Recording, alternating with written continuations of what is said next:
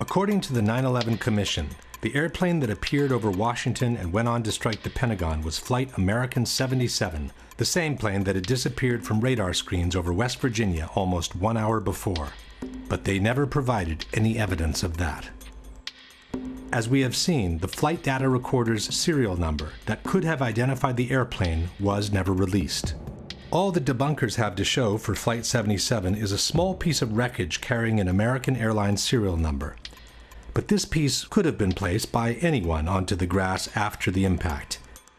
In fact, unidentified men in suits were seen meddling with the debris right after the impact, in direct violation of the rules of a crime scene. A contractor who was only 100 yards away from the point of impact stated, "It was DPS, the guys in the black coats. They were here right then and there. That's what I don't understand. Where did they come from? Maybe they knew something. I don't know." The debunkers claim that the witnesses' accounts are more than sufficient to identify the airplane. Hundreds of people saw an American Airlines jet fly into that building. But it's presumable that if anyone wanted a different airplane to look like an American Airlines aircraft, they would have at least thought of painting the fuselage with the same colors. The majority of witnesses recall seeing a large airliner, but there are also witnesses who describe a much smaller, executive-like airplane. I was just casually looking out the corner, out of the window. In the corner of my eye, I saw what looked to be maybe a 20-passenger corporate jet, no markings on the side. From my office, I was able to see a white jet, like a Gulfstream type commuter jet, I guess. Omar, you say this was a smaller plane, 10 to 15 passengers maybe? No es muy grande. No es muy grande. It's not like too big, it's just... tú sabes los aviones comerciales. It's like business airplane. Like a business jet. Yeah. It looked like a commuter plane, 2-engine, come down from the south, real low, proceed right on and crashed right into the Pentagon. And are you fairly sure that it was what we sometimes describe and recognize as a small commuter plane? Yes, it was. By the witnesses' accounts alone, it's impossible to establish what kind of airplane it was. As the plane clipped 5 light poles before striking the Pentagon, the debunkers maintain that the distance between the light poles indicates a corridor wide enough that only a large airliner could have created it. Ce qu'on peut voir justement, c'est que l'avion en arrivant a tombé 5 pylônes qui étaient sur sa trajectoire, et ces pylônes étaient espacés de 25 mètres. Troviamo alcuni lampioni abbattuti, 5 lampioni. Tutti insieme fanno una fascia larga 26 metri. Facciamo finta di ipotizzare che non sappiamo che si tratti di un aereo. Sappiamo che c'è qualche cosa largo 26 metri che è passato di lì. 26 meters is roughly 85 feet, but the wingspan of a 757 is 124 feet, which means any airplane with an 85-foot wingspan could have downed those light poles. It didn't need to be a 757. In fact, with a 100-ton airliner hitting a reinforced concrete building like the Pentagon, one would expect to find a situation similar to this. What immediately stood out instead was the absence of large, identifiable pieces of debris which are usually found after the crash of an airliner. Bob Pugh was the first professional cinematographer to arrive on site. No one was in control of the area. I had free reign. And there's a lot of debris in the foreground of those videos. Again, very small pieces. I mean, I'm standing on pieces, a dinner plate or smaller in size. All the while I'm looking for wreckage, and I can't find a piece of anything that I recognize. I can't see the tail, I can't see the wheels, I can't see the engines, there's no chairs, there's no luggage. According to the debunkers, there are no large pieces of debris on the lawn because most of the airplane ended up inside the building. Quindi gran parte dei frammenti dell'aereo non sono fuori perché l'aereo è entrato nell'edificio. Purdue University has produced a detailed computer animation illustrating the official version of the event. We had the plans for the Pentagon, all the details, right down to the last reinforcing bar. The speed of the airplane and the direction from which came was given to us by the Transport Safety Institute. According to the official version, the plane approached in a low trajectory, clipping 5 light poles from the nearby intersection. Slightly tilted to the left, it hit a trailer parked outside the building with the bottom of the right wing, and then impacted the facade at an angle of 42 degrees. Most of the plane penetrated the facade and proceeded inside the building on a diagonal course, causing destruction as it was being destroyed. The fuselage pierced through the outer wall of the C-ring, producing this round-shaped exit hole 10 to 12 feet wide. There are, however, many problems with this version of the events. The first one is the actual wingspan of a Boeing 757. Most of us remember the facade of the Pentagon after it had collapsed. But before it collapsed, right after the impact, this is what the building looked like. This series of pictures was taken by a Navy photographer shortly after the impact. There doesn't seem to be enough damage for a Boeing 757 to have penetrated the building almost in full. Using the best part from each image, a digital expert has created this composite picture, which has become the universal tool of reference for anyone involved in the debate. The composite picture shows an almost continuous opening at ground level, about 90 feet wide. The damage extends to the second floor, with an entry hole about 15 feet wide. This is enough, maintain the debunkers, to have accommodated most of the plane inside the building. Effectivement, on peut se demander où est-il passé. Et puis, si on prend des photos qui ont été prises à des instants différents et qui justement, par un assemblage, ont permis de montrer les dégâts qui étaient réellement visibles sur la façade, et là on voit clairement que tout le rez-de-chaussée a été anéanti sur une longueur de 30 mètres, et puis au milieu, bien sûr, vous avez le trou de la carlingue. That gash in the E-ring was about 90 feet across. The wingspan of the plane was about 124 and change. That punched the hole into the building. It is true, the wingspan of a 757 is 124 feet, but the debunkers forget that the plane came in at a 42-degree angle, which makes the projected wingspan on the facade 160 feet wide. That's almost twice the 90-foot existing gash. As shown in this animation, the left wing should have also destroyed these two windows to the left of the opening. But the whole segment to the left of the opening doesn't seem to have been hit by a wing traveling at 500 miles per hour. The window's wooden frames are still in place, and the glass seems to have been broken from the ensuing explosion, not from the impact itself. The limestone covering the facade has fallen off, but the bricks underneath appear practically untouched. By the same projected angle, the right wing should have impacted the facade all the way to this column on the second floor. In fact, there is a diagonal cut on the second floor wall that could have resulted from the wing's impact. But this puts most of the wing above the second floor slab, which means it never penetrated the facade to begin with. So where did it go? This is the explanation by Popular Mechanics for what happened to the wings. The wings did not fully penetrate the facade. In fact, the wings had already been partially sheared off by the time the plane even hit the building. The fuselage mainly made the hole that existed. Conspiracy theorists want to know why it wasn't the width of the full wingspan of the plane, and actually just the simple reason was that the wings came off. But where did they go? Popular Mechanics doesn't say. A similar problem is posed by the horizontal stabilizers, which extend some 50 feet in width. As they are mounted 3 feet higher than the wings, they should have impacted the facade approximately here and here. But there are no visible marks from their impact on the facade, nor is any recognizable piece of the stabilizers visible on the lawn. Same story for the tail, which raises 24 feet above the fuselage. At the time of impact, the tail should have hit as high as the windows on the 4th floor. The Purdue animation shows the tail entering the building in full, as if it were cutting through butter.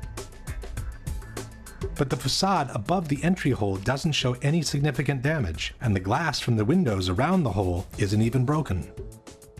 For the missing tail and stabilizers, Popular Mechanics offers this generic explanation. A plane flying 500 miles an hour, hitting a concrete wall that is extremely reinforced, there's not going to be much left of it. You're not going to see it sitting on the lawn of the Pentagon in 1 or 2 or 3 pieces. But here is the problem.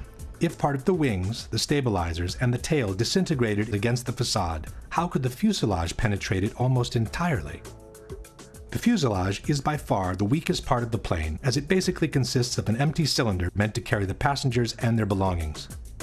How fragile the fuselage is compared to the wings is explained by aviation expert Jacques Rolland. Jacques Rolland, ancien général de l'armée de l'air, est aujourd'hui le meilleur expert en crash aérien auprès des tribunaux. Il n'est pas du tout évident de comprendre qu'effectivement, dès que vous avez un choc à l'avant, l'ensemble s'enfonce à la vitesse de pénétration en fait. Et le premier point dur se trouve ici. Tant que vous n'arrivez pas là, l'avion, c'est du papier. Question. How could the fuselage, which is the weakest part of the plane, penetrate the facade almost entirely, while part of the wings, the stabilizers, and the tail, which are relatively stronger, were unable to do so and were shattered in 1,000 pieces instead? Even more mysterious is the disappearance of the engines. The 757 that allegedly hit the Pentagon was equipped with two RB-211 engines built by Rolls-Royce.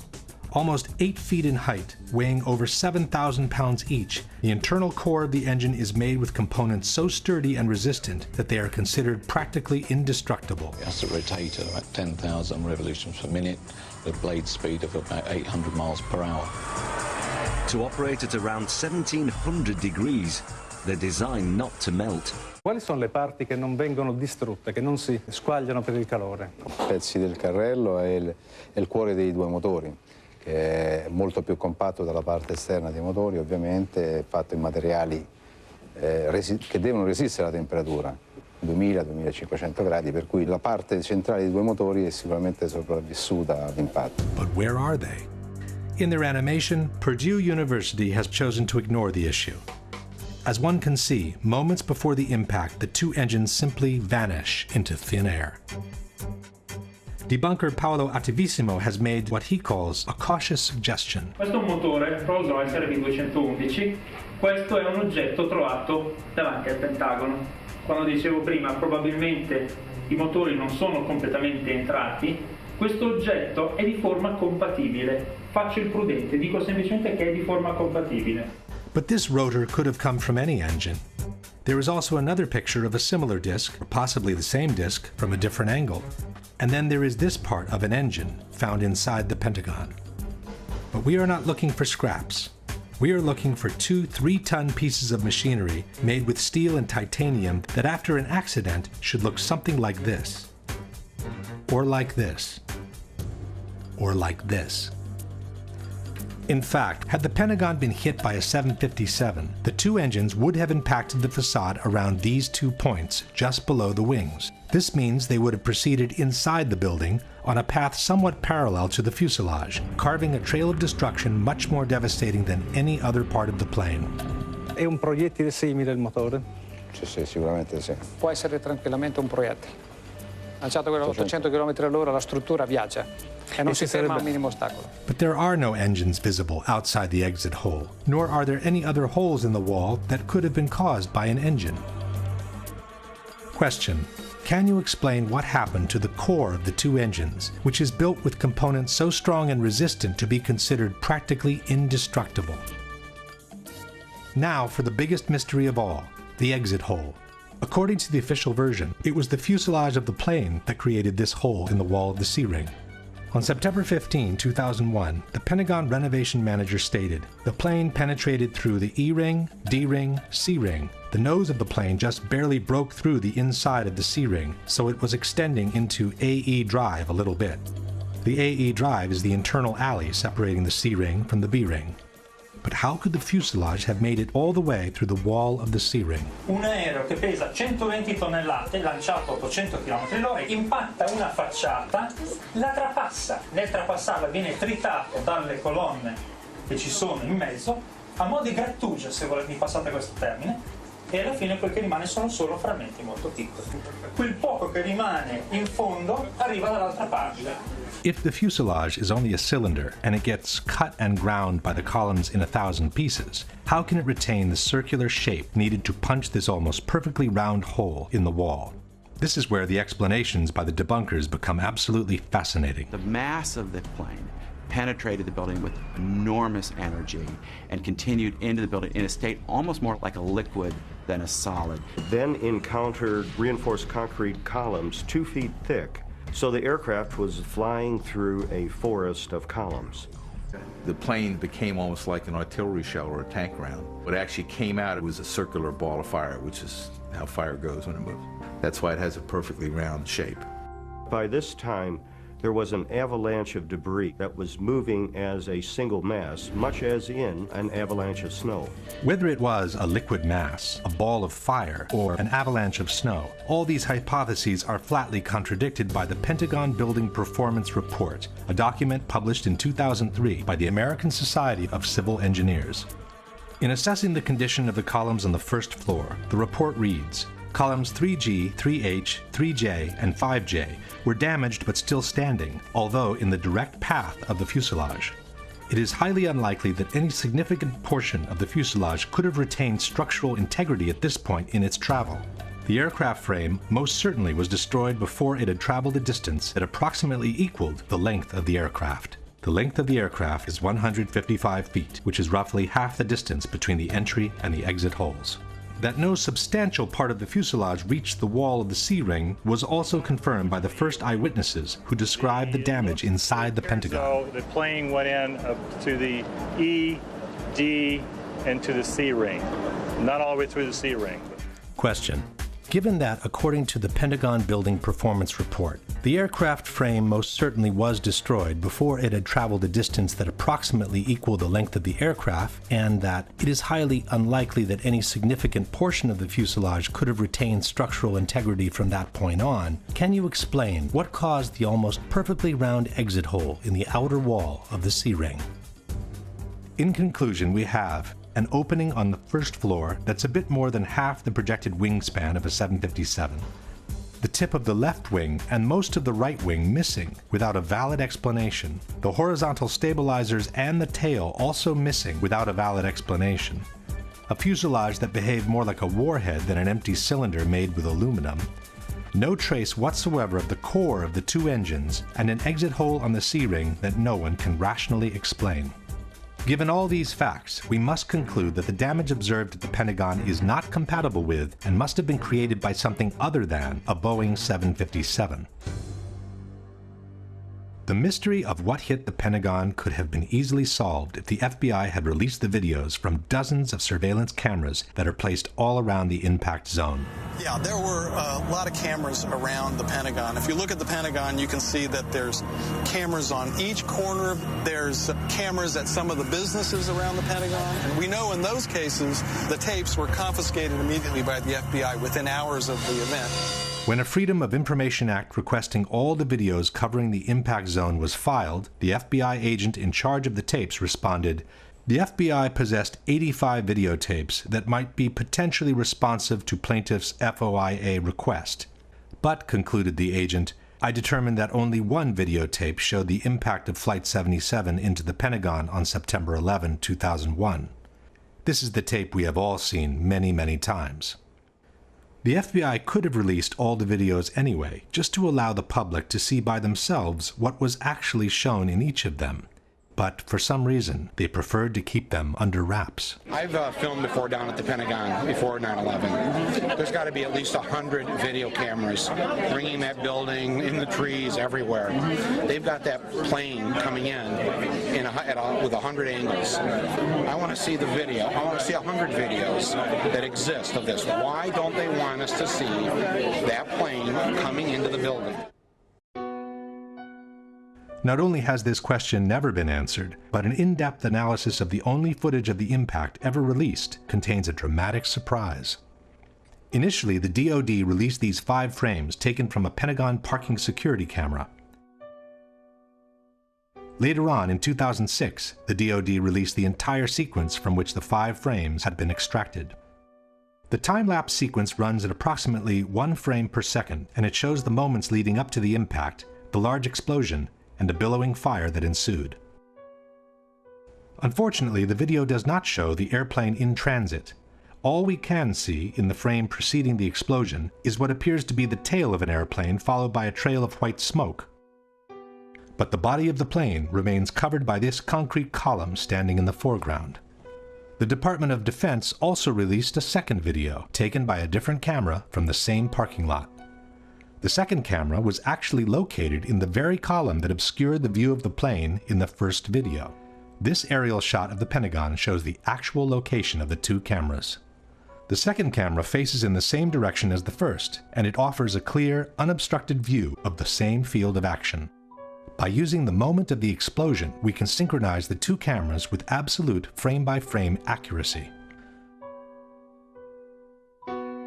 By synchronizing the 2 cameras, we notice that the second video begins earlier than the first, while the first lasts longer than the second. This leaves us with a middle comment section of about 100 frames, which are perfectly synchronized with each other. From the moment the police car moves on, the action proceeds in an identical manner both in the frames preceding the explosion and in those following the explosion. Especially in the second part of the videos, after the explosion, we can verify how each couple of frames depicts exactly the same action by looking at the shape of the billowing smoke. This confirms that the two cameras were operating in perfect synchronization. This is only to be expected. After all, the two cameras were controlled by a centralized recording system called multiplexer, or TLR. There is, however, one pair of frames from the two videos that shows a completely different action from one another. They happen to be the two frames in which the plane travels across the lawn. It's frame 23 in the relative count. As the first video showed the tail and the trail of smoke, we would expect the second camera placed in this concrete column to show the entire body of the plane in the same position. It does not. In the corresponding frame, camera 2 shows only the tip of the plane entering frame from the right-hand corner. But how can the nose of the plane be behind the tail at the same moment in time? The synchronization system allows for a maximum fluctuation between the two cameras, or margin of error, of 1/30th of a second. Given that the plane is traveling at 750 feet per second, the maximum possible fluctuation between the two cameras would translate into a difference of a mere 25 feet in the position of the plane. A 757 is 155 feet long.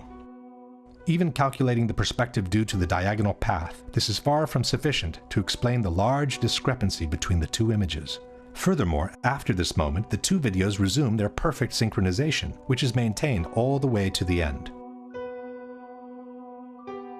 Why these two crucial frames, and only these two, are so different from one another has puzzled researchers and digital experts alike.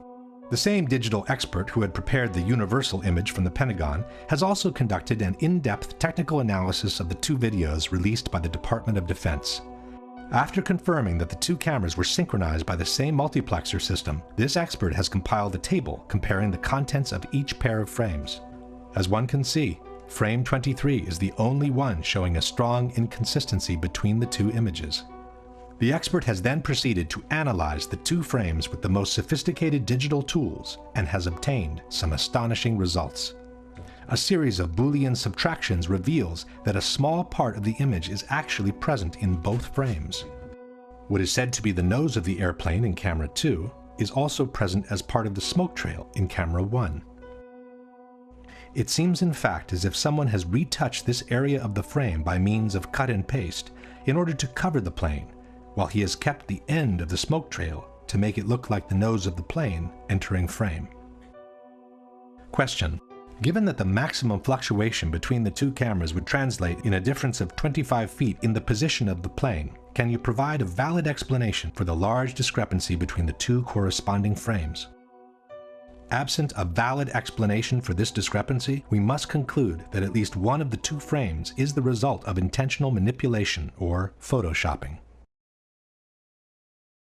If we now summarize the situation at the Pentagon, we have the total lack of evidence that the unknown incoming was in fact Flight 77, a mysterious phantom plane that attracted the attention in the opposite direction, the failure from the White House to shoot down the incoming even though it posed a serious and imminent threat, a totally illogical approach maneuver from a terrorist's point of view, an alleged hijacker incapable of performing that maneuver, the absence of any significant part of the plane from the wreckage, a damage to the building clearly incompatible with a 757, a doctored tape of the impact, and the obvious reluctance by the FBI to release any other tape that could allow the identification of the plane.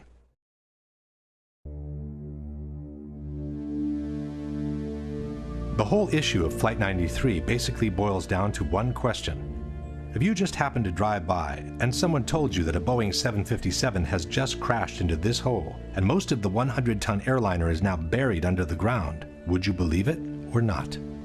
This is the kind of puzzlement the people from Shanksville experienced when they arrived on the crash site of Flight 93. We drove back that road, and where the road ended, that's where the plane was. And I mean, the only thing I could tell, I get out, like I said, I heard this thing, I felt the explosion, saw the fireball, and I get up there and I'm thinking, where is it, just debris pieces, small pieces of debris, and the trees were singed and burning, it was just smoldering.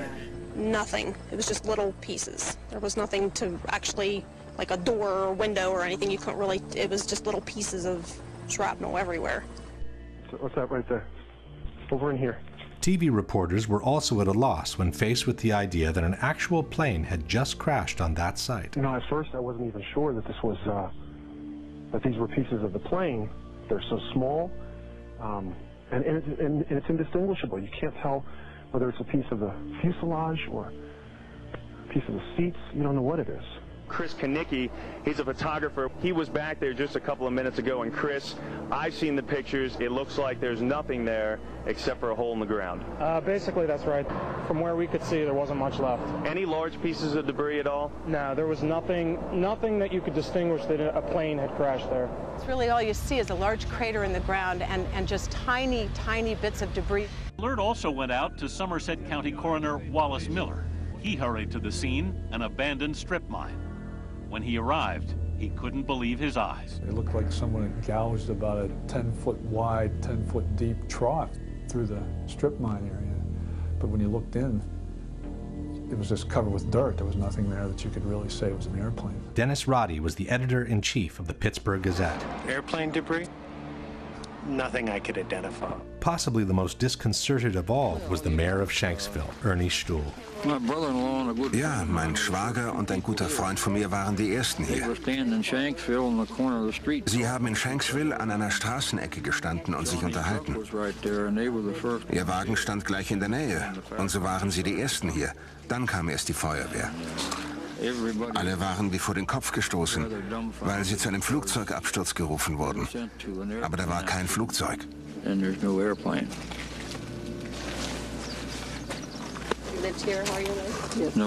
Flugzeug.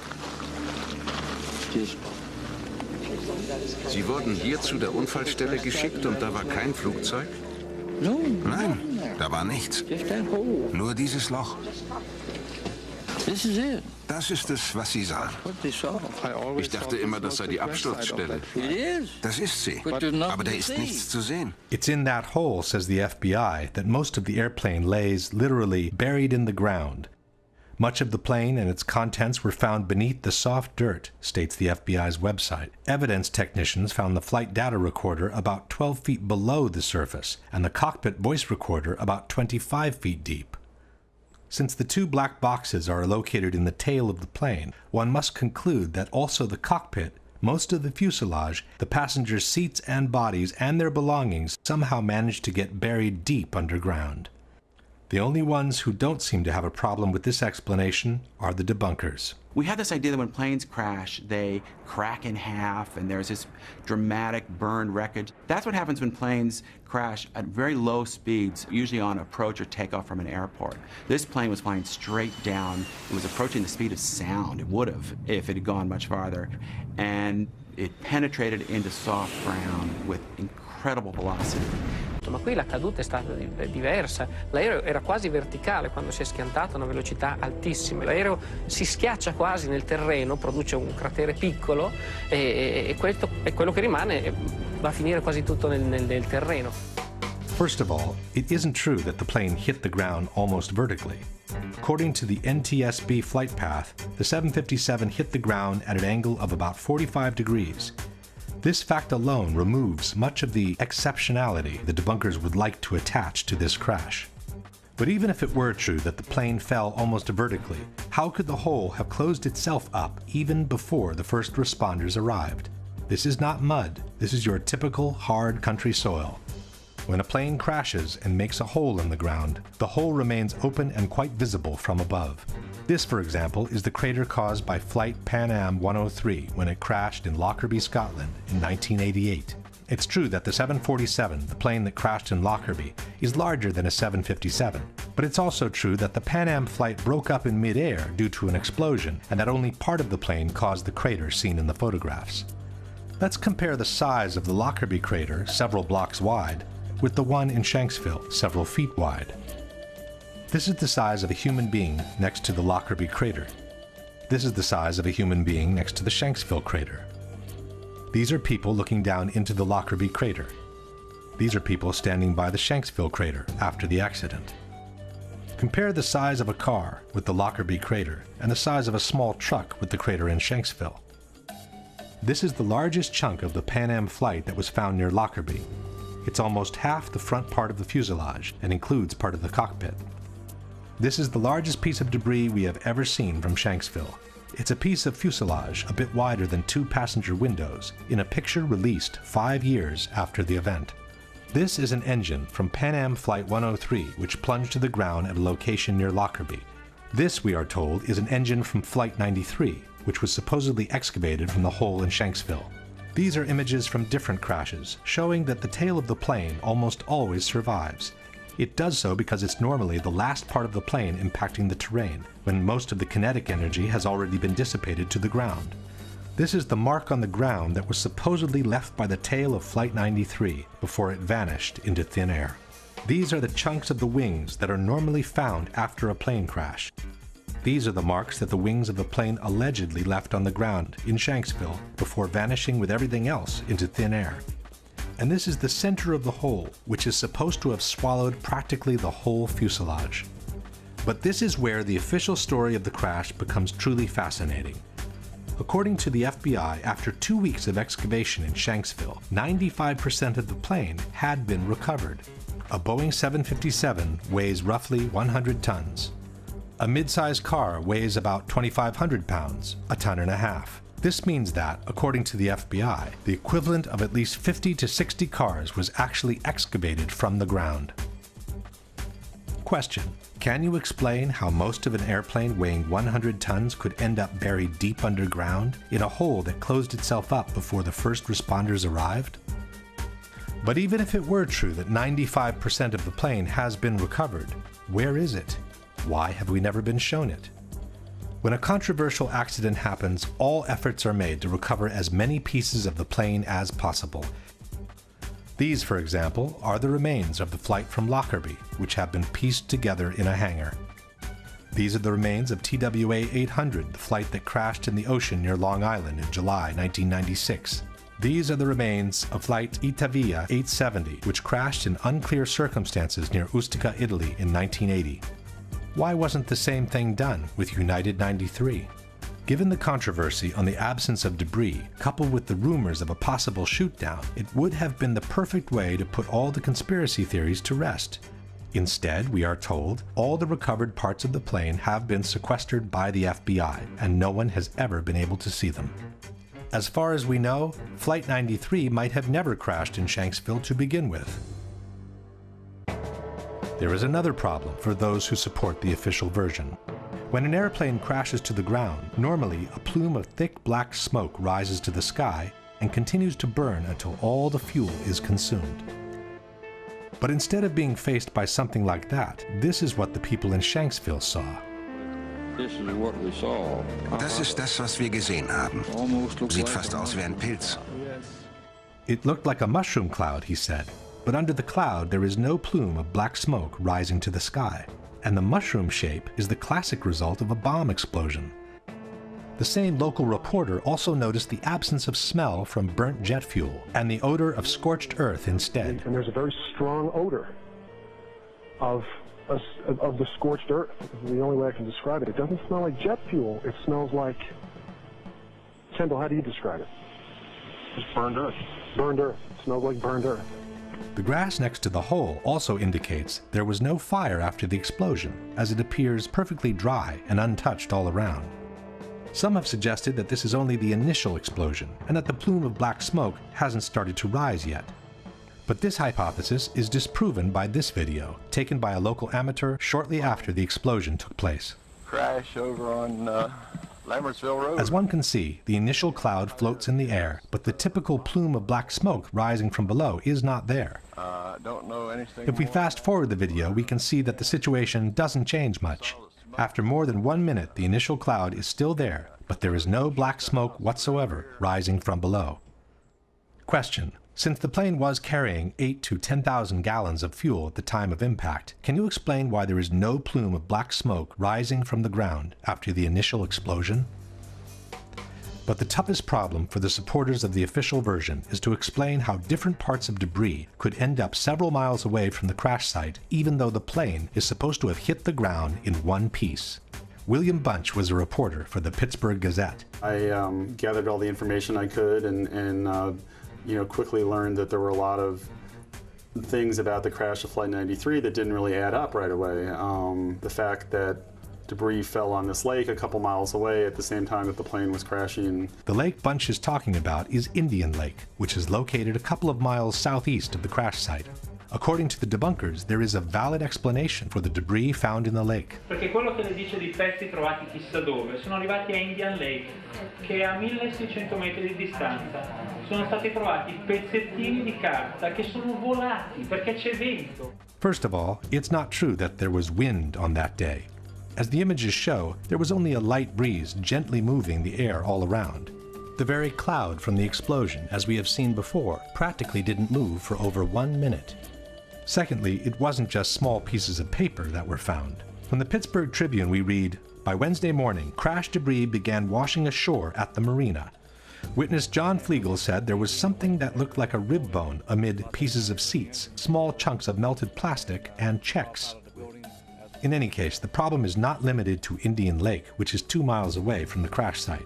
Debris from the plane was found as far as 8 miles away, near New Baltimore. This is the map of the debris field published by the Pittsburgh Tribune. CNN also reported the secondary field, confirming that the debris belonged to Flight 93. Well, Darren, in the last hour or so, the FBI and the state police here have confirmed that they have cordoned off a second area about 6 to 8 miles away from the crater here where this plane went down.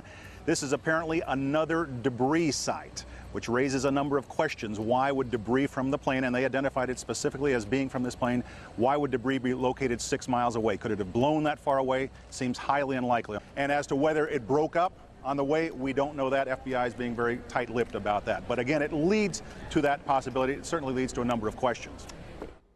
Since the plane is supposed to have hit the ground in one piece, can you explain how it was possible for debris to be found 6 to 8 miles from the crash site on a day when only a light breeze was blowing? The extension of the debris field is not the only fact suggesting a shoot-down. There are other elements that seem to confirm it. Standing there watching on TV and the lights flickered in the building. About that time we heard the engines roar, and we took off out of the building. As we were coming out from the office out through the building, the ground shook and we heard big boom. Looked over and saw the big ball of fire.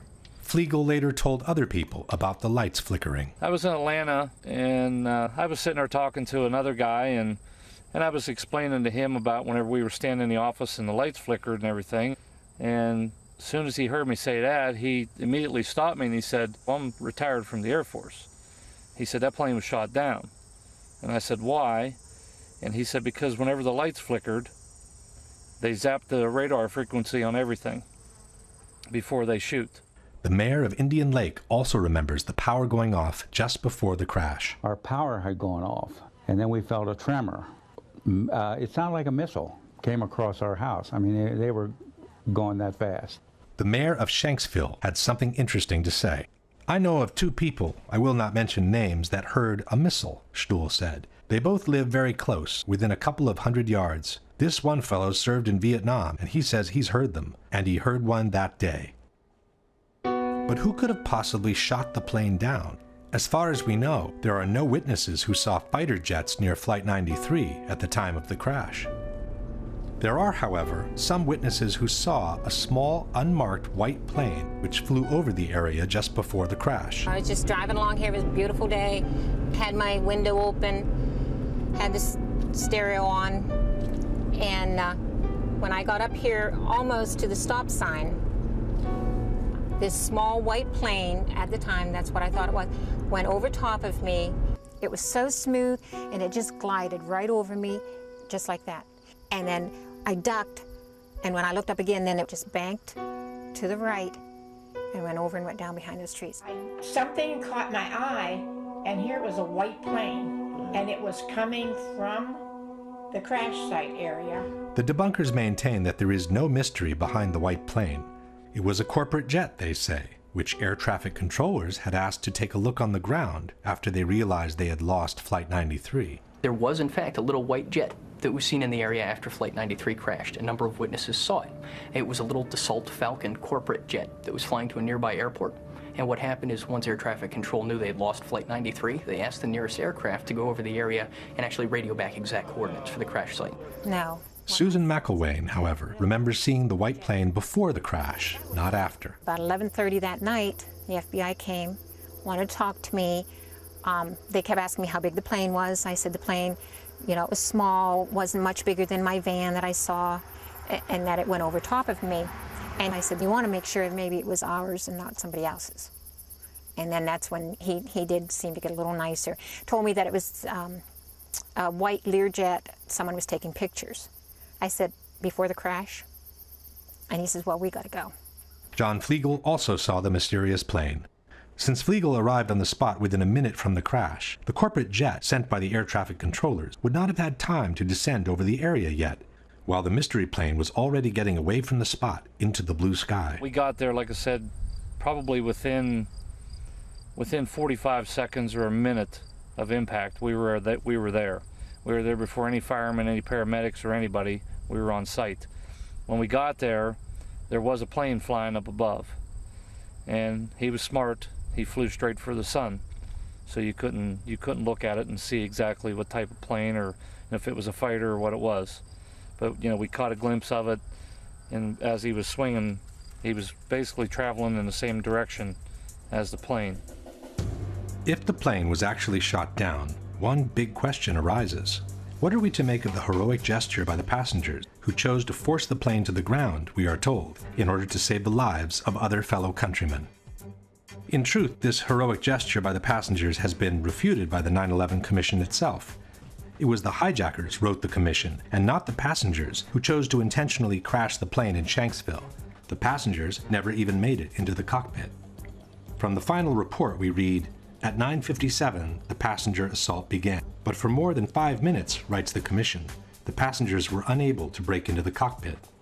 After a while, as the outside attack continued, Jarrah asked, "Is that it? Shall we finish it off?" A hijacker responded, "No, not yet. When they all come, we finish it off." It should be noted that this dialogue was allegedly extracted from the cockpit voice recorder of Flight 93, but the actual recording, as we have said before, was never played in public. At 10:02, a hijacker said, "Pull it down, pull it down." The hijackers remained at the controls, but must have judged that the passengers were only seconds from overcoming them. The airplane headed down, the control wheel was turned hard to the right. The airplane rolled onto its back, and one of the hijackers began shouting, "Allah is the greatest, Allah is the greatest." With the sound of the passenger counterattack continuing, the aircraft plowed into an empty field in Shanksville, Pennsylvania at 580 miles per hour, about 20 minutes flight time from Washington, D.C. Jarrah's objective, concludes the commission, was to crash the airliner into symbols of the American Republic, the Capitol, or the White House.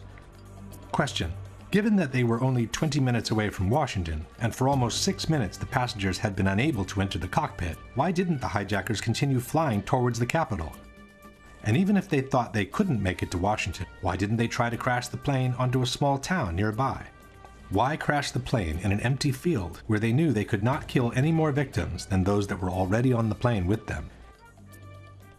Maybe a less fictional explanation for Flight 93 is the one offered by Vernon Gross, author and former NTSB investigator. The role the government plays in times of stress, how they view the public. Can the public stand the truth? Or shouldn't we need a legend at this point. We need a really neat story of reacting against such a dastardly act as was happening. So it's really nice and convenient to think of the Beamer story, let's roll, and that becomes just like the Alamo. And it's just one of those legends, and I think there'll be a lot of pressure to let the legend stay where it is.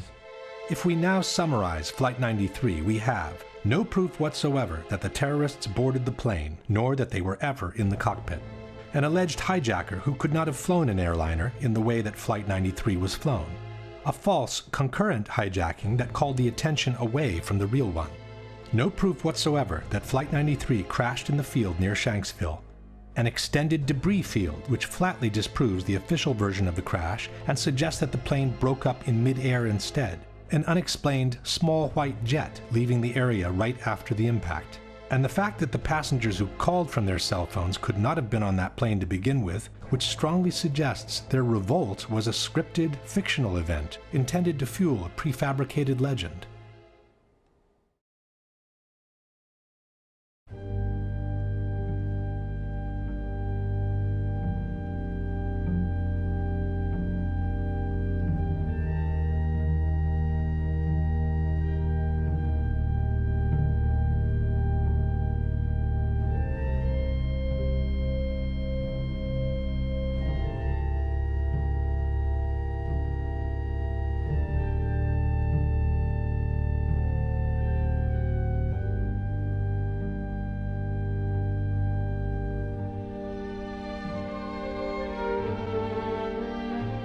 I'm on the 83rd floor. What? I'm on the 83rd floor. What's the telephone number you're calling? Conveyor C.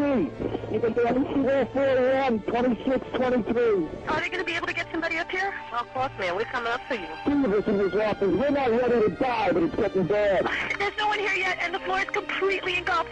We're on the floor, and we can't breathe. Please hurry. No fire for now, and no smoke, right? Of course there's smoke. Where are you? What's where you guys up to? We're getting there. We're getting there. Doesn't feel like it, man. I got one kid. It's very hot. I don't see any air anymore. Okay. All I see is smoke. Smoke rises. We're on the floor. We're in the window. Can't see. Can you stay on the line with me, please? Yes, ma'am. I'm going to die, aren't I? No. I'm going to die. Ma'am, say your prayers. Thank God to blow you in from the left. Help! Ma'am? What the hell happened? Oh, my God. Oh, God!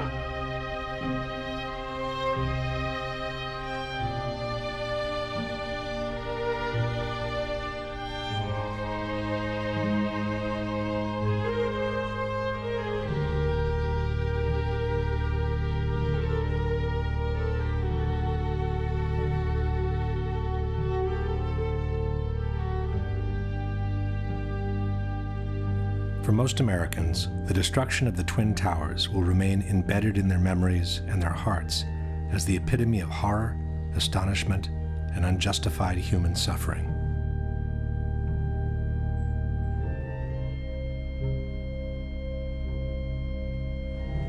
But for some, it may have represented the moment where large corporate interests of global reach and cynical economic greed found the perfect place for a secret encounter. Common wisdom has it that the September 11 attacks destroyed two of the best jewels America has ever had. But exactly jewels, the Twin Towers, were not. While they sat on some of the most valuable real estate in the world, after 30 years the Twin Towers had become obsolete. With each of the floors built as an open space of almost 1 acre in size, the rising cost of energy had made it extremely expensive to keep the buildings warm in winter and cool in summer. General maintenance was also very expensive compared to buildings from more recent years. In his 1999 book on the Twin Towers, Divided We Stand, author Eric Darton wrote, "When the World Trade Center was bombed in February 1993, it was already passing its prime as office space, overtaken by a generation of more recent, cybernetically smart buildings with higher ceilings and greater built-in electrical capacity. To maintain the Trade Center as Class A office space commanding top rents, the Port Authority would have had to spend $800 million rebuilding its electrical, electronic communications, and cooling systems." Furthermore, after the 1993 bombing, the tenancy had dropped dramatically, and it had been very hard to bring it back to normal levels. But the biggest problem with the Twin Towers was the large amount of asbestos they contained. Built in a time when the use of asbestos was still allowed in civil construction, at least 400 tons of this extremely dangerous material had been used to fireproof the steel structure of the buildings and to insulate hundreds of miles of pipings for water, heating, and air conditioning. Asbestos was also present in the ceiling panels, the elevator shafts, and the vinyl tiles from office floors. From a property condition assessment of the Twin Towers dated December 2000, we read, "According to Port Authority records, a total of 7 million square feet of vinyl asbestos floor tiles were installed in the World Trade Center. By the time asbestos was banned from civil construction, the Twin Towers were nearing their completion. Initially, the asbestos was encapsulated wherever possible to prevent the particles from being inhaled. But in the 1990s, the regulations grew tighter, and every time a simple renovation was needed, the complete removal and replacement of the asbestos was also required. At the same time, because of the health risk it posed, the cost of asbestos removal and abatement had been skyrocketing. Safety procedures required the areas to be treated to be vacated in advance, hermetically sealed, and kept under negative pressure at all times to prevent particles from escaping outside. Only specialized workers could access the area, wearing airtight suits and respirators. A full decontamination process was required every time they left the area. In the mid-90s, the Port Authority put out different bids for the removal and replacement of the asbestos in a case-by-case scenario. For example, this is a 1995 contract for the installation of 2 low-voltage substations in Towers 1 and 2. One section in the contract listed the replacement of asbestos at floors 41, 42, 75, and 76 in Tower 1 and floors 75 and 76 in Tower 2. Total cost for the asbestos removal and replacement, $868,000. Tower 2, 40th floor, contract for asbestos removal and abatement, total cost, $650,000. Towers 1 and 2, removal of asbestos and new ceilings at floors 7, 41, and 75. Total cost, $882,000. It soon became clear that the Twin Towers were quickly turning from a prestigious asset into a serious liability. From the December 2000 condition assessment, we read, from 1986 to 1999, a total 31 contracts were bid, and a total of $58.2 million was spent in abatement projects. By then, 3.5 million square feet of vinyl asbestos floor tile was removed. Only half of the initial 7 million square feet installed. At the estimated cost of $5 to $6 per square foot, that accounted for an additional $20 million in cost for the Port Authority, and that was for the floor tiles only.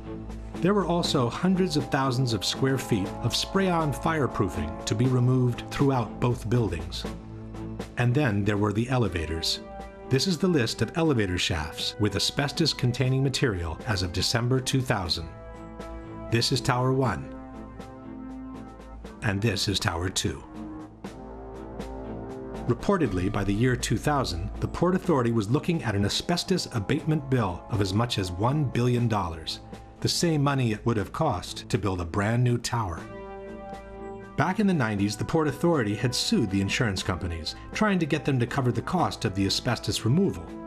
But in May 2001, 4 months before the terrorist attack, the Port Authority of New York and New Jersey lost their 10-year-old court battle. At that point, the Port Authority was between a rock and a hard place. The Twin Towers could no longer be maintained without incurring the cost of asbestos removal, yet they could not be demolished because of the large amounts of asbestos they contained.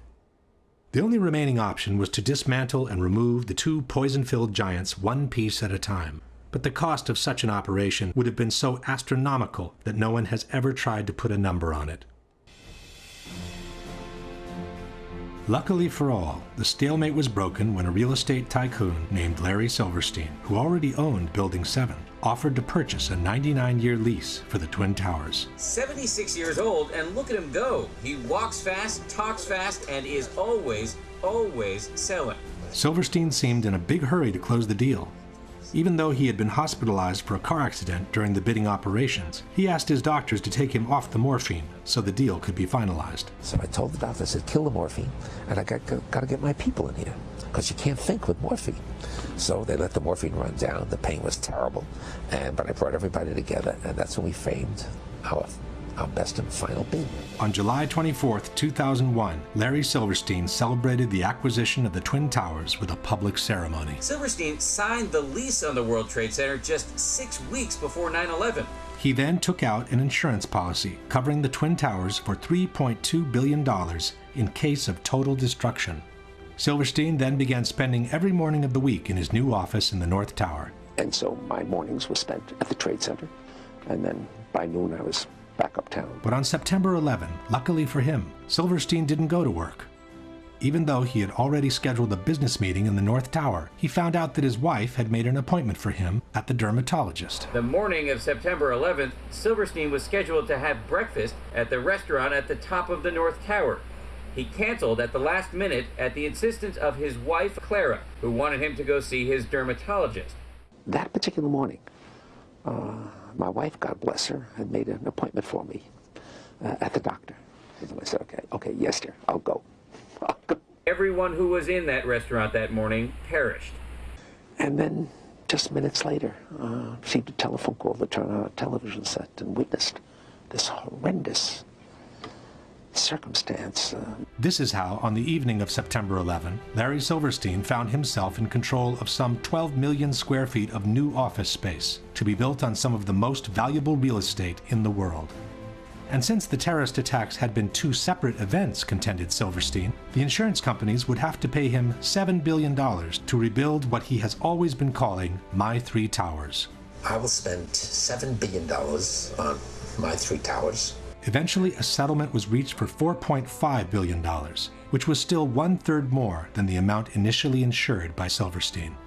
And since on September 11, due to the terrorist attacks, Building 7 had also been destroyed, Silverstein received another $800 million to rebuild a skyscraper that had originally cost $400 million. It's a much more beautiful building. It's a glass facade, allows the light to come into the space. The views on four sides are phenomenal, and the space looks magnificent. In the meantime, all the asbestos from the Twin Towers has been inhaled by the citizens of downtown Manhattan, and especially by the first responders and volunteers who worked at Ground Zero, who are now being decimated by mesothelioma and other pulmonary diseases. In the debate over the destruction of the World Trade Center, two important organizations have played a major role. One is NIST, the National Institute of Standards and Technology, which was officially tasked by the U.S. government to investigate the collapse of the three skyscrapers. In 2005, NIST presented their final report on the collapse of the Twin Towers, and in 2008, the one on Building 7. For the Twin Towers, NIST concluded that they were brought down by the consequences of the impacts and the ensuing fires, while Building 7, according to NIST, was brought down primarily by fire alone. In other words, they fully confirmed the official version by the U.S. government. The other organization to bear weight on the debate has been Architects and Engineers for 9/11 Truth, an association of professionals in civil construction founded in 2006 by San Francisco architect Richard Gage. Architects and Engineers lists over 2,000 experts in structural engineering, science of materials, architectural design, fire protection, science of construction, metallurgy, and even experts in controlled demolitions. Since they've entered the fray, Architects and Engineers has brought to the table a solid amount of scientific information refuting the official explanation by NIST on the collapses and confirming the theory of controlled demolitions instead.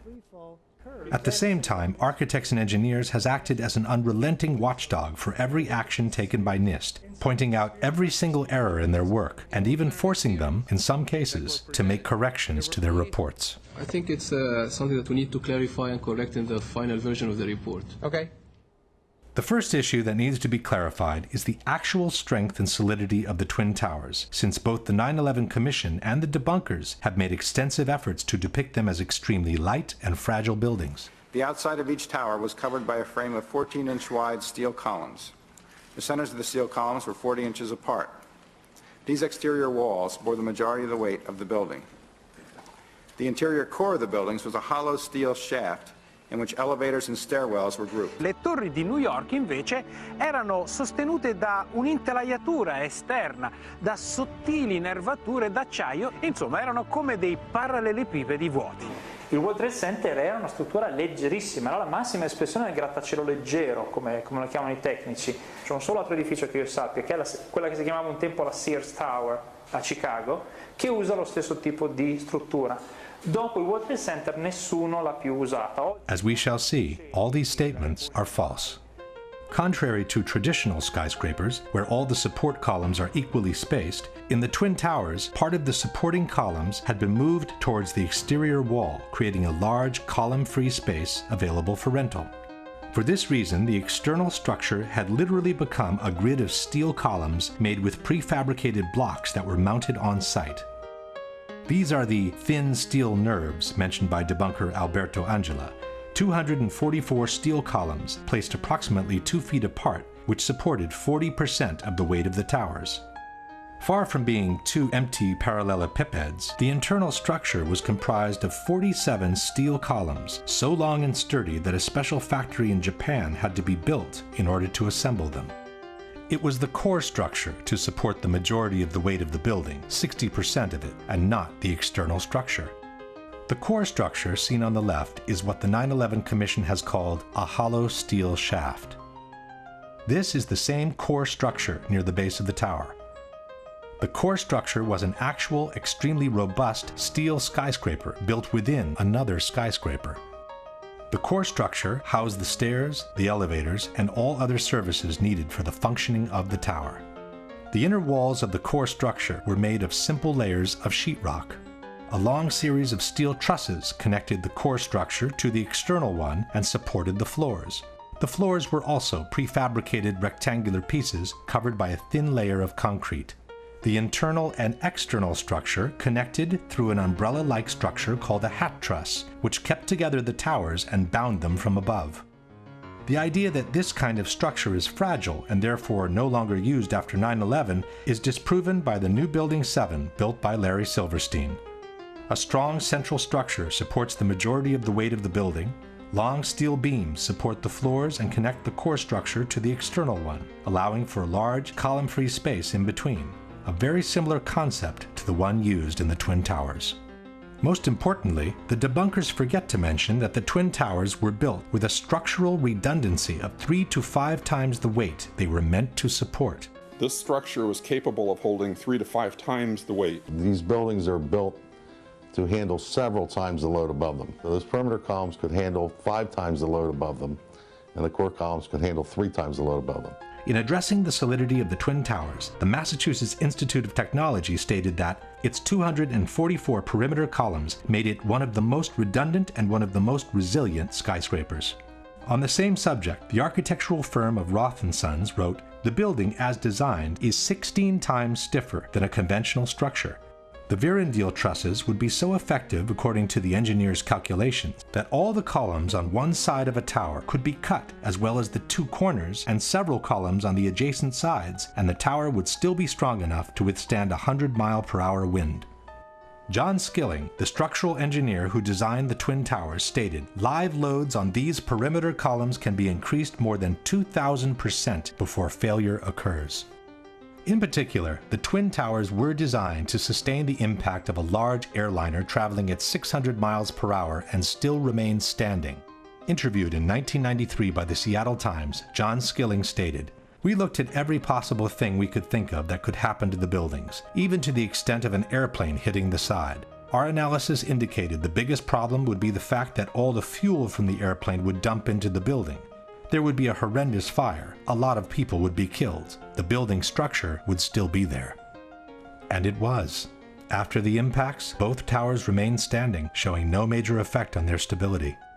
Furthermore, NIST has confirmed that the initial jet fuel fires themselves lasted at most a few minutes. This means that from that moment on, the only available source of fuel for the fires was common office furnishings. And, as we know, regular office fires are not hot enough to affect the stability of a steel structure. No steel frame high-rise building has ever collapsed due to fire. In over 20 years, I have not seen, until recently, a protected steel structure that has collapsed in a fire. These kinds of designs have performed extraordinarily well over history. In fact, until this occurrence, no building had fallen down because of fire. Furthermore, NIST estimated the combustible fuel loading was somewhat lower than found in prior surveys of office spaces. The number of interior walls, and thus the minimal amount of combustible interior finish, and limited bookshelf space account for much of the differences. There was no reason for the towers to collapse at that point. With a structure that had clearly withstood the impacts, and with less than average office content to feed the fires, both buildings should have remained standing, allowing for the evacuation and rescue of everyone who had survived the initial impacts and the fires. Instead, both buildings suddenly collapsed from top to bottom, one 56 minutes after the impact, the other as much as 1 hour and 42 minutes after the impact of the plane. Why? The debate on the collapse of the Twin Towers centers around 2 major questions. One is what caused the initial collapse of the top section of the building onto the lower part of each tower. The second is what caused the complete destruction of the remaining healthy structure below, once the top section had collapsed on it. As far as what initiated the collapse, at first we were told that the heat of the fires had softened and melted the structure of the building. In 2002, NOVA depicted a scenario envisioned by many experts at the time, that the truss connections failed in the extreme heat, causing the floors to fall onto one another, precipitating the collapse. As the steel began to soften and melt, the interior core columns began to give. Then you had this sequential failure that took place where it all pancaked one after the other. In fact, it became known as the pancake theory. Donc ça a donné lieu à la théorie qu'on appelait la théorie du pancake, c'est-à-dire que comme cette partie-là est tombée sur un plancher, ce plancher a cédé, puis en cascade, c'est tous les planchers qui ont cédé, qui sont tombés les uns sur les autres. C'est ça qu'on appelle la théorie du pancake. But the pancake theory had a major flaw. It forgot to explain why the core structure of the towers collapsed.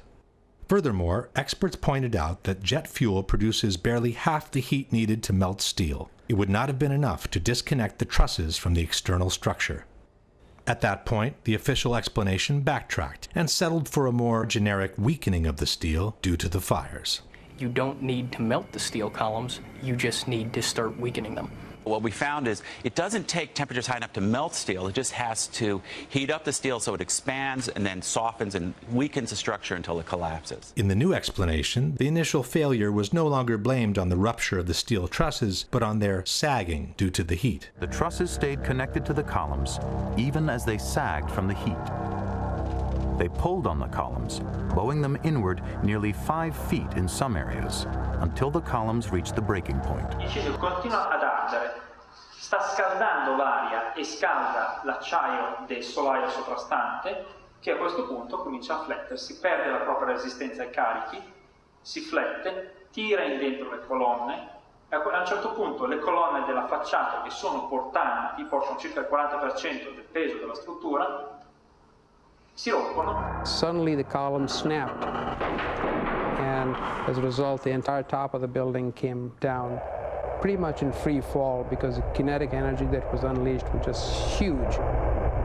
NIST also maintained that the impact of the airplanes widely dislodged the fireproofing from the trusses, hastening the process that eventually caused them to sag. It should be noted that NIST made the dislodgement of the fireproofing a necessary condition for the towers to collapse. The buildings would not have collapsed under the effects of the airplane impact and the jet fuel ignited multi-floor fires. And the reason it collapsed is because the fireproofing was dislodged. But the theory of the sagging trusses created even more problems than the one before. First of all, there is no proof whatsoever that the fireproofing from the steel had been widely dislodged by the impacts, as NIST has maintained. The steel structure of a skyscraper is elastic, not rigid, and it absorbs the impacts by slowly swaying back and forth, not by vibrating. The building swayed slowly one way toward the Hudson River to the west. And by the time it came back, I just jumped up and just had to get out of the elevator. In fact, there are good reasons to believe that the fireproofing from the steel was not dislodged at all, as in the following example. This is James Glanz for the New York Times. When the plane hit the North Tower between the 94th and the 98th floors, Steve McIntyre, an engineer for the American Bureau of Shipping, was reading his email on the 91st floor. The plane hit, and I think he described it as the biggest wham he'd ever heard. But there wasn't much shaking. His email was still there after the impact. He was still staring at a glowing screen. He had a little knick-knack, a piece of slate in the shape of a sailboat, hadn't fallen off his desk.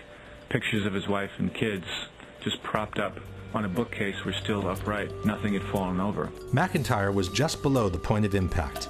If his pictures didn't even fall, why should the spray-on fireproofing have been detached from the steel trusses? Secondly, there's no proof that the temperatures were high enough to seriously weaken the steel in any case, with or without fireproofing. The majority of the jet fuel was burnt up instantly in the big fireball, and it was gone.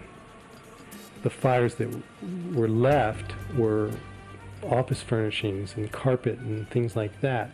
A lot of things in these kind of buildings have to be fire resistant by nature. It's required by code. In their computer simulation, NIST claims to have observed temperatures beyond 1800 degrees during the fires. But NIST has used their own computational model, and they've never published the data from their simulation. When architects and engineers asked to verify the computer model used by NIST, their request was denied. The truth is that NIST itself admitted in their own report to have no proof for temperatures high enough to seriously weaken steel. From the NIST report we read, of the more than 170 areas examined on 16 perimeter column panels, only 3 columns had evidence that the steel reached temperatures above 250 degrees centigrade, or 480 degrees Fahrenheit. Only 2 core column specimens had sufficient paint remaining to make such an analysis, and the temperatures did not reach 250 degrees centigrade. No conclusive evidence was found to indicate that pre-collapse fires were severe enough to have a significant effect on the microstructure that would have resulted in weakening of the steel structure. In other words, NIST openly admits to have no proof to support their own theory. In conclusion, the known facts are: steel melts at about 2800 degrees Fahrenheit. Softening can begin at about 1100 degrees Fahrenheit. Except for 3 isolated spots, NIST admits to have found no proof of temperatures beyond 480 degrees Fahrenheit, which is less than half the temperatures needed to seriously weaken steel.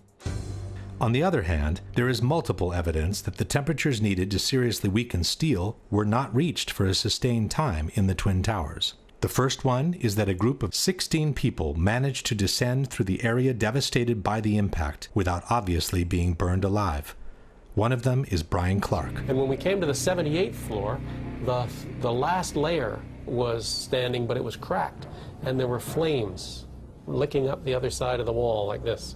It wasn't a roaring inferno. I sensed that the flames were maybe starved for oxygen right there, you know, in the interior.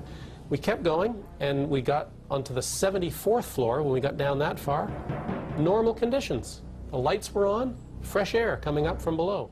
Attivissimo has maintained that these people managed to survive because in that part of the building the stairwell runs on the side of the tower and not through the center. Quando sono passati di lì, sono passati attraverso una zona che era nell'angolo opposto rispetto agli incendi.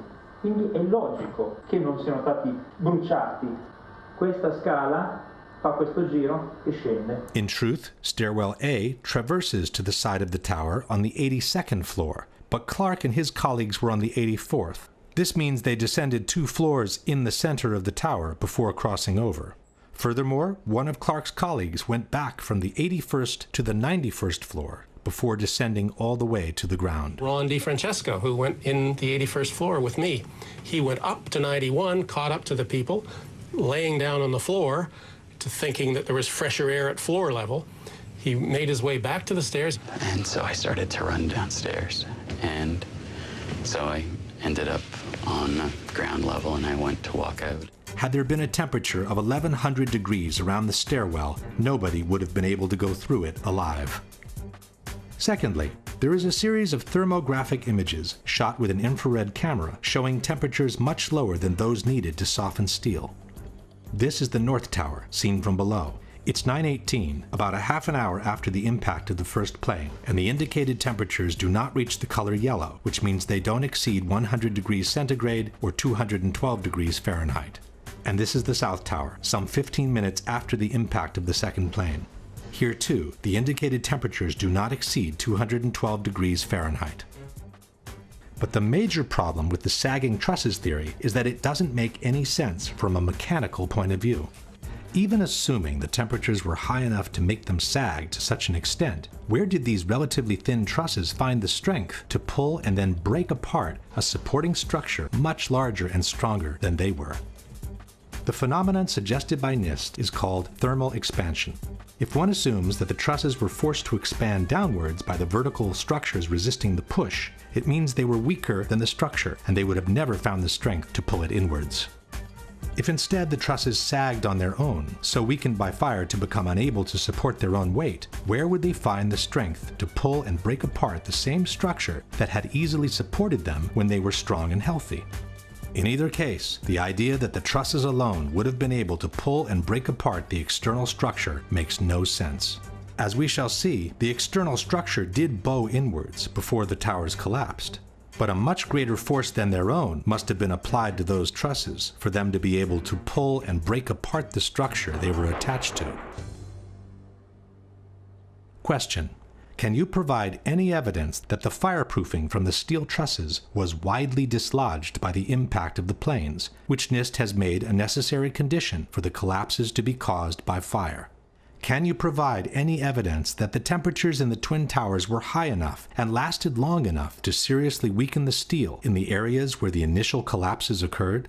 Can you explain how a sagging truss, weakened by heat, could pull and eventually break apart the structure it is attached to, with no external force being applied to it? If the explanation by NIST on what caused the initial collapse seems seriously flawed, their explanation on what caused the complete destruction of the towers does not exist. Within more than 10,000 pages filled with technical data of relative importance, in a footnote on page 82 of the NIST report we read, the focus of the investigation was on the sequence of events from the instant of aircraft impact to the initiation of collapse for each tower. For brevity of this report, the sequence is referred to as the probable collapse sequence, although it does not actually include the structural behavior of the tower after the conditions for collapse initiation were reached and collapse became inevitable. With the simple word inevitable, NIST purports to have explained the total destruction of 80,000 tons of a perfectly healthy steel structure upon itself. The area below the damage zone where the planes flew in and where the fire was, that area below that, those 80 or 90 stories, 80,000 tons of structural steel was not damaged in any way. Yet you stood there and watched it destroy itself, wiping out floor by floor all 287 structural columns as if they didn't exist underneath the damage zone. When a well-known debunking website wrote to NIST asking for a clarification on the sequence of the collapses, it received a similar answer. NIST did not describe the specific sequence of events after global collapse initiated. This astonishing statement has been repeated by NIST over and over again under the most surprising of justifications. Once the collapse initiated, the video evidence is rather clear. It was not stopped by the floors below, so there was no calculation that we did to demonstrate that, what is clear from the videos. This is tantamount to saying, once the Pearl Harbor attack initiated, the video evidence shows that the U.S. fleet was quickly overwhelmed by the Japanese, so we didn't feel the need to find out why it happened.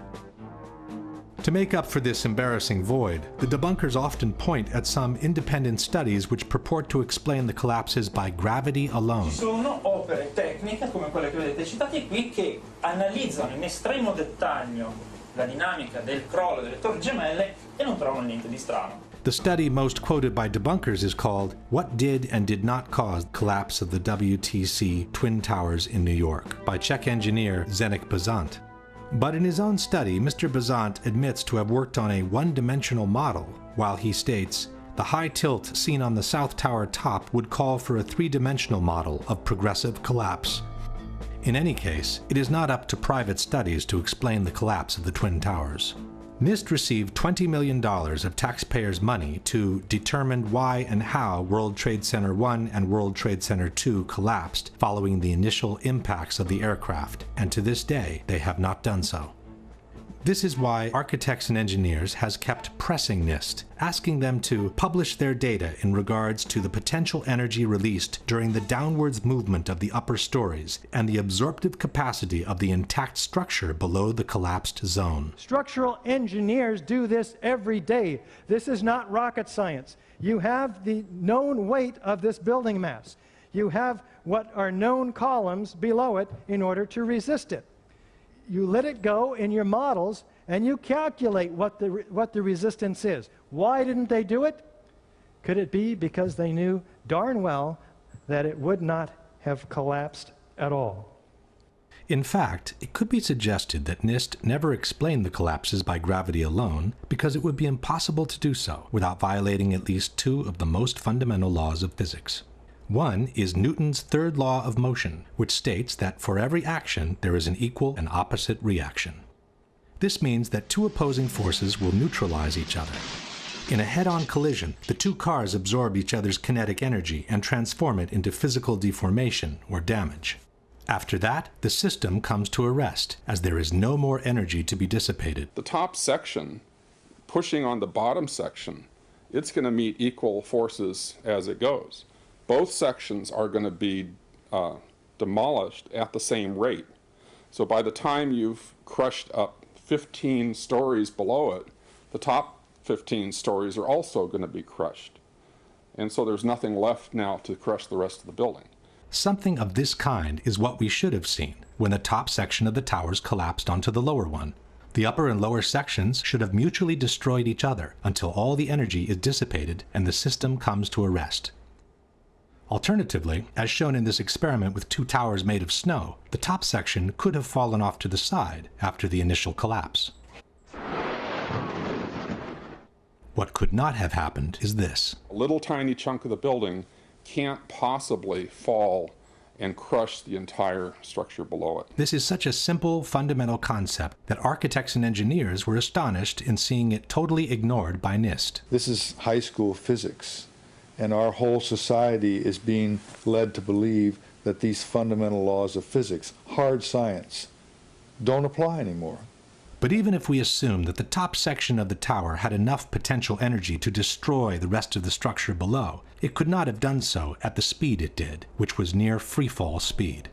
That would have violated an even more important principle in physics, known as the law of momentum conservation. This law states that the total energy within an isolated system must always remain the same. As we have seen, the energy can be transformed within the system, from motion to physical deformation.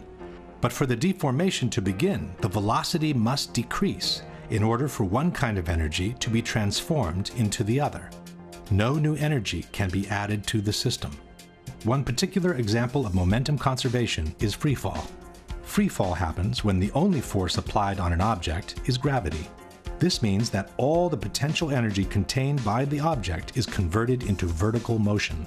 As soon as the falling object hits an obstacle and breakage occurs, the speed must decrease because some of its energy needs now to be converted into physical breakage. It takes energy to break things apart, and that energy must come from within the system. Thus, the falling rock cannot keep falling at free fall speed and break apart at the same time because it doesn't have enough energy to do both. Let's go now to the Twin Towers and ask a simple question. Assuming that the top section on the left contains enough potential energy to destroy the rest of the tower, and assuming we dropped both upper sections at the same time, which one would hit the ground first? It would be the second, of course. As it finds no obstacles in its path, the section on the right would quickly accelerate to free fall speed and maintain it all the way to the ground. The section on the left instead needs to use some of its energy to destroy the structure below, so it could never achieve free fall speed. In the case of the Twin Towers, however, both upper sections fell with an acceleration close to free fall speed, as if their path had been practically free from obstacles.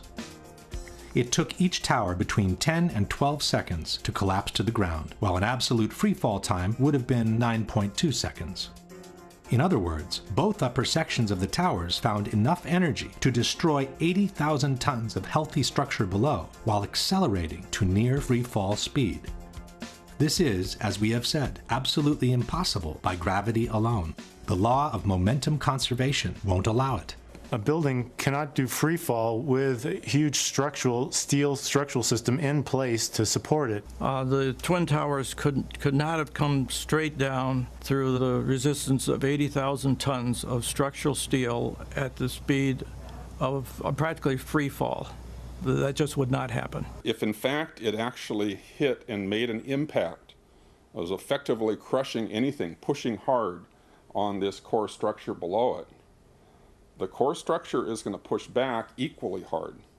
And that's what's going to cause the top section of the building to slow down.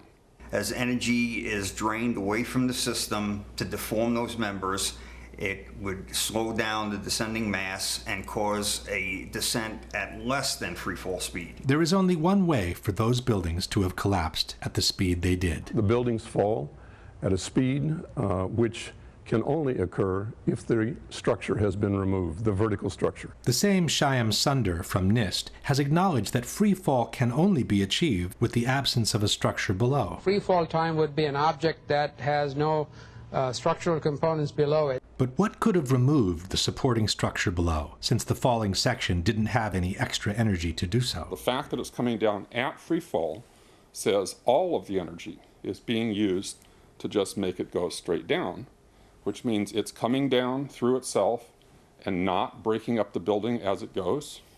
Something else has to be clearing the way. There is only one known way to allow that kind of acceleration while removing the supporting structure. A building cannot do free fall without it being blown up. That's the only way it could come down at free fall. The only way that a building can accelerate as it collapses is by having pre-engineered, precisely timed, and precisely placed explosives. In other words, controlled demolition.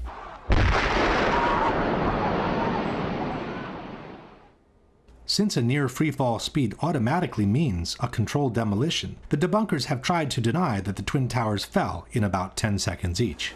Tempi di crollo, si parla di 10 secondi, tempo di caduta libera, esatto, ma i tempi di crollo delle torri gemelle non sono quelli di una caduta libera. Sono, sulla base dei video disponibili, di almeno 16 secondi. Basta ascoltare la durata del boato.